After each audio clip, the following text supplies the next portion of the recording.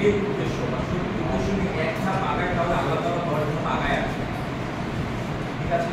আমরা যখন একটা প্ল্যান করি, থিঙ্কিং করি, ভাই আমি তো ঢাকা তো যেতে পারবো না, আমার তো টাকা পয়সা নাই, আমি ওখানে থাকবো কোথায়, খাবো কোথায়, এই ব্যবস্থাগুলো আমরা করবো। ঢাকা বিশ্ববিদ্যালয়ে আমাদের নওগাঁর ছেলেমেয়েরা আছে, আমাদের একটা অ্যাসোসিয়েশন, নওগাঁ স্টুডেন্ট অ্যাসোসিয়েশন, এখানে নওগাঁই ছেলেমেয়েরা আছে, তবে সেটা খুব কম।